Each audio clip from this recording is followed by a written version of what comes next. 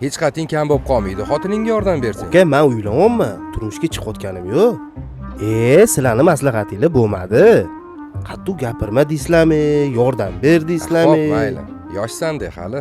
Aka, mana siz voqli uylangansiz. Yangi uylanayotganlarga bu maslahat bering o'zingiz.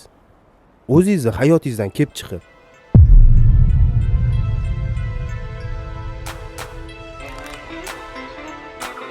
Nimadir deb qo'ydimmi?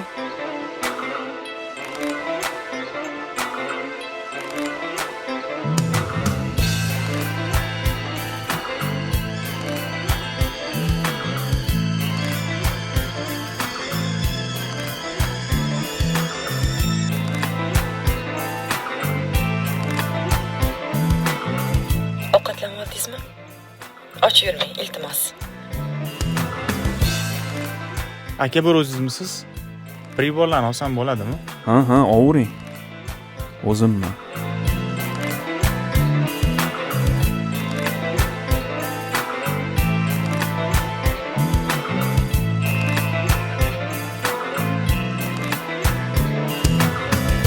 Jimjit ko'chalardan meni ursam, ko'zlarimga meni yondirtonman. Menga nima gul olib kelmaysiz? Men gul xolavanman. Chiroylisiz-da. Ko'zlarimga seni basling kelar. Siz meni yonimda bo'lsangiz bo'ldi. Bolingizga shukr. Aylardasan berginsan. Siz meni yonimda bo'lsangiz bo'ldi. Bolingizga shukr. Iltimos, faqat ko'p siqilmang. Seni izlab bo'ldim abdor. Men endi nima maslahat bersam ekan? Turmushda har xil kunlar bo'lar ekan. Gohida xursandchilik, gohida tushunmovchilik. Lekin hech qachon kimdir g'olib yoki kimdir mag'lub bo'lmas ekan.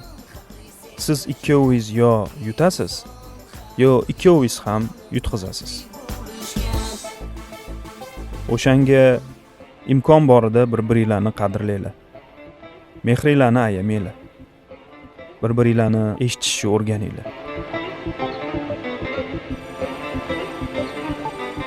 Nega biz yaqin insonimizni yonimizda bo'lganida emas, yodimizda qolgandagina qadrlaymiz? Nega mehrimizni uyg'otish uchun albatta o'sha insonning o'rni bo'shab qolishi kerak? Nega shuni vaqtida tushunmaymiz? Nega?